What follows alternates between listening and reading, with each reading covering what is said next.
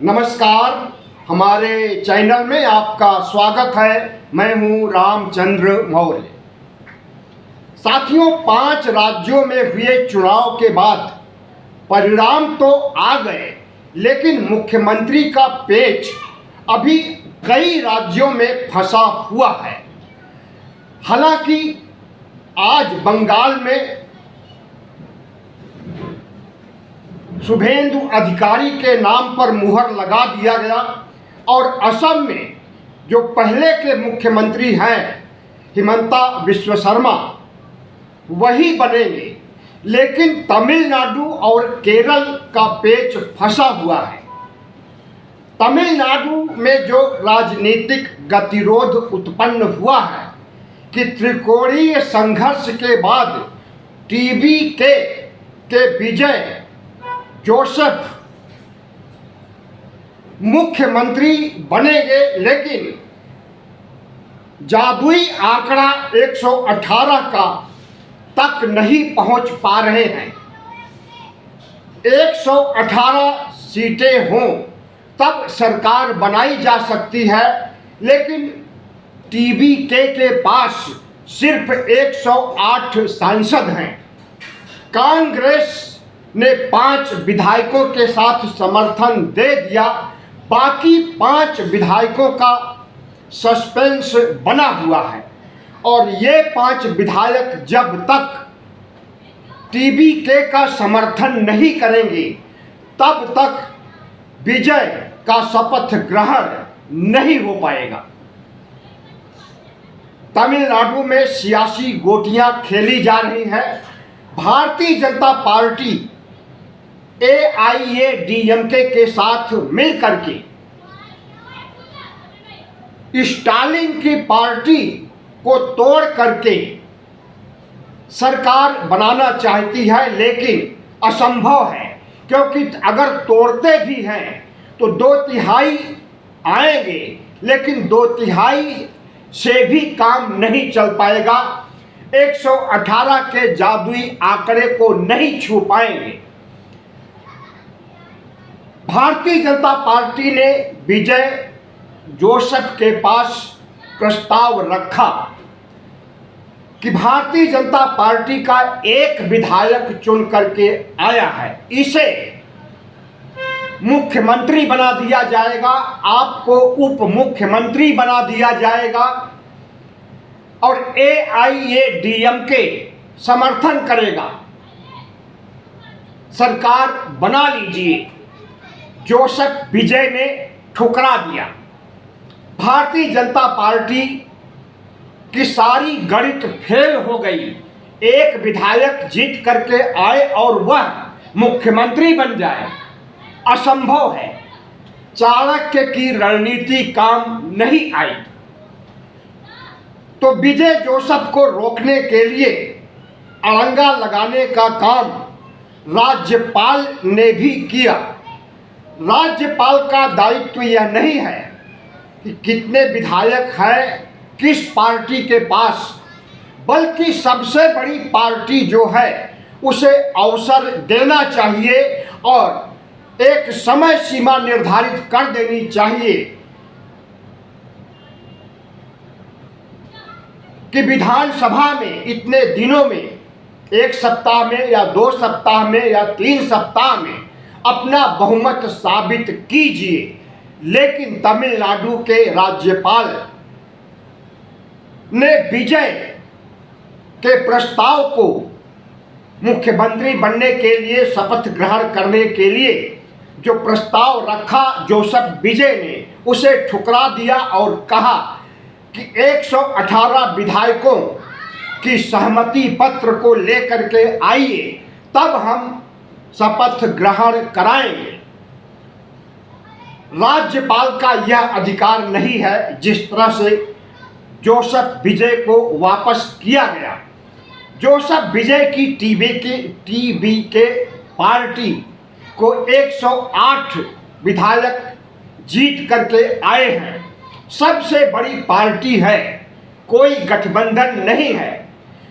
अगर यह पार्टी जीत करके आई है और 108 विधायकों के हस्ताक्षर के साथ पत्र पेश कर रही है तो राज्यपाल को सहमति दे देनी चाहिए कि हम शपथ ग्रहण करा देंगे, लेकिन 1 हफ्ते या 2 हफ्ते में फ्लोर टेस्ट पास कीजिए।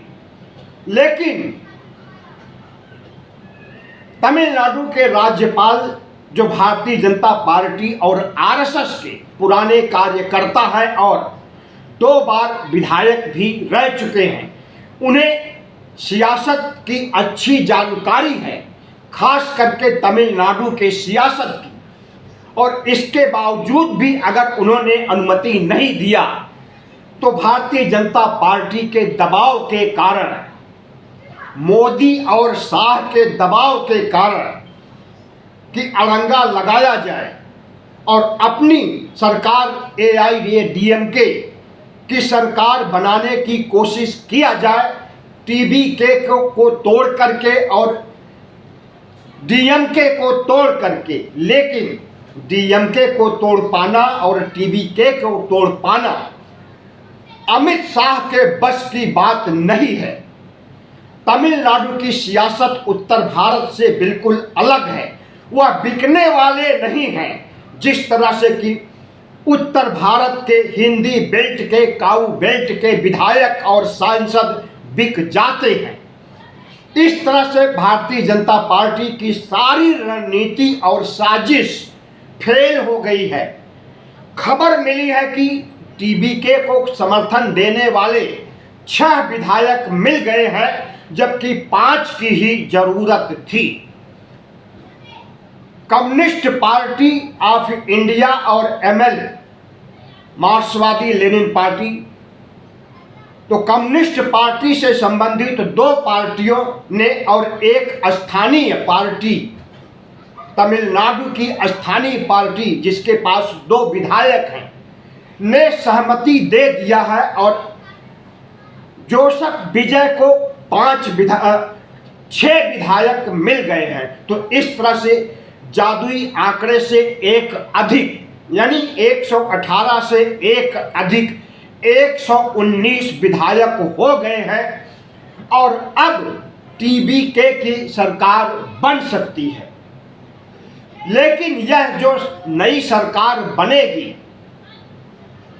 कितने दिन चलेगी और अमित शाह की रणनीति चाणक्य बुद्धि अगर काम करेगी तो वह डीएमके को तोड़ करके कभी भी एआईएडीएमके की सरकार बना सकते हैं और अपने एक विधायक जो जीत करके आया है उसको मुख्यमंत्री बना सकते हैं।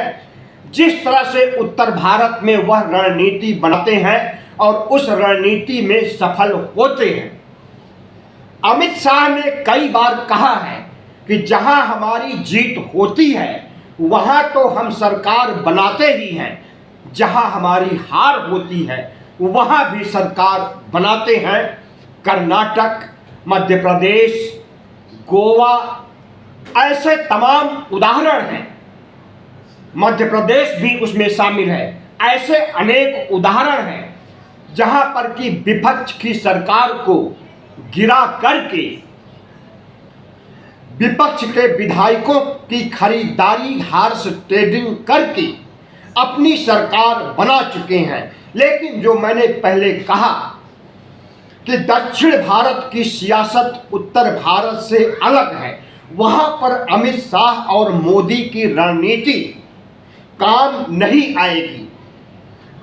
सबसे बड़ी बात तो यह है कि दक्षिण भारत हिंदू धर्म और हिंदी भाषा को नहीं मानता है।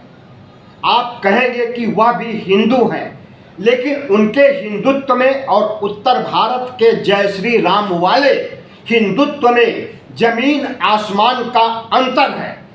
ओबीसी, एससी, एसटी और बहुजन समाज से संबंधित तमिलनाडु, केरल, आंध्र और दक्षिण भारत के सारे राज्यों में अंबेडकरवाद और बुद्धिज्म का प्रभाव है, ईसाईयत भी काफी हद तक है। तो वहां पर जय श्री राम के नारे नहीं चल सकते हैं, वहां पर काली और दुर्गा के नारे भी नहीं चल सकते हैं।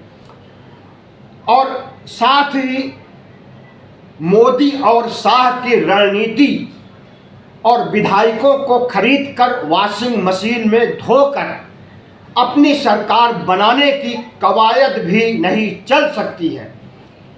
तो बहरहाल अब राज्यपाल अड़ंगा नहीं लगा सकेंगे, क्योंकि जोसेफ विजय ने 119 के आंकड़े को छू लिया है। 5 कांग्रेस के, 4 कम्युनिस्ट पार्टी के और 2 तमिलनाडु की लोकल पार्टी के। ऐसे में भारतीय जनता पार्टी और AIADMK के लिए एक सदमा साबित हुआ है। और दूसरी बात यह हुई है, जो कि बहुत ही महत्वपूर्ण और दुर्भाग्यपूर्ण है, कि कांग्रेस और DMK में तलाक हो गया है। और यह होना ही था अगर TVK के साथ कांग्रेस आ गई है। और आज DMK ने इंडिया गठबंधन से नाता तोड़ लिया। और दूसरी तरफ देखा जाए तो इंडिया को कोई नुकसान भी नहीं हुआ है, क्योंकि अगर DMK ने नाता तोड़ा है और यह नाता जुड़ भी सकता है, अभी यह हालिया संकट है उत्पन्न, जो कि कांग्रेस से नाराजगी हो गई है DMK की। लेकिन 2029 आते आते DMK को सद्बुद्धि आ जाएगी और वह फिर से इंडिया गठबंधन में आ जाएगा। अगर DMK इंडिया गठबंधन से छिटक गया है तो TVK इंडिया गठबंधन में आ गया है। एक तरह से आप कह सकते हैं कि तमिलनाडु में इंडिया गठबंधन की सरकार बन रही है। शपथ की तिथि की घोषणा तो अभी नहीं हुई है, लेकिन 1-2 दिन में शपथ ग्रहण हो जाएगा। याद रहे कि जिस ढंग से AIADMK और DMK पार्टी में एकजुटता दिखाई दे रही थी, पहले तो स्टालिन ने मना कर दिया AIADMK से बात करने के लिए कि आप भारतीय जनता पार्टी के साथ, एक सांप्रदायिक पार्टी के साथ NDA के सांप्रदायिक गठबंधन में हो, हम आपसे कोई समझौता नहीं करेंगे सरकार बनाने के लिए। लेकिन बाद में स्टालिन झुक गए और AIADMK से समझौता करने के लिए तैयार हो गए। लेकिन इस समझौते के बाद भी जब जादुई आंकड़ा 118 का नहीं पूरा हुआ, तो यह बात राज ही रहने दिया गया, सार्वजनिक नहीं किया गया। और अब AIADMK चाहती है कि भारतीय जनता पार्टी को छोड़ करके, उसके एक विधायक को छोड़ करके AIADMK TVK को समर्थन दे, बाहर से समर्थन दे या अंदर से सरकार में शामिल हो करके, जैसे भी मर्जी हो, लेकिन समर्थन दे। जयललिता की मौत के बाद AIADMK की सरकार तमिलनाडु में नहीं बन पाई है, इसलिए AIADMK चाहता है कि अब उसे सरकार में मंत्री बनने और तमाम पदों पर बैठने के लिए अवसर मिलना ही चाहिए। अगर AIADMK TVK को समर्थन नहीं देगा, या यूं कहें इंडिया गठबंधन को समर्थन नहीं देगा, तो 2/3 बहुमत के साथ AIADMK टूट भी सकता है। इसका मतलब कि NDA टूट सकता है। नरेंद्र मोदी और शाह जो तमिलनाडु में भी सरकार बनाने की कवायद कर रहे हैं, उनका गठबंधन ही टूट जाने की उम्मीद दिखाई दे रही है। क्योंकि AIADMK के 47 विधायकों में 2/3 अगर इंडिया के खेमे में आने के लिए तैयार हो जाएंगे, तो मोदी और शाह उन्हें नहीं रोक पाएंगे। CBI, ED, IT का आतंक की धमकी देकर के भी उन्हें नहीं रोक पाएंगे। तो तमिलनाडु की सियासी गतिविधियां इस समय बुलंदियों पर है और पूरे देश की नज़र वहां पर है तब तक जब तक कि मुख्यमंत्री पद की शपथ नहीं हो जाएगी। और 90% से अधिक उम्मीद है कि जोसेफ विजय तमिलनाडु के नए मुख्यमंत्री बनेंगे। फिल्म स्टारों में MG रामचंद्रन, जयललिता सरीखे, कई हस्ताक्षर आए हैं और मुख्यमंत्री बन करके सफलतापूर्वक राज किए हैं। उसी कड़ी में अगर TBK के जोसेफ विजय तमिलनाडु के मुख्यमंत्री बन रहे हैं तो उम्मीद है वह भी उनका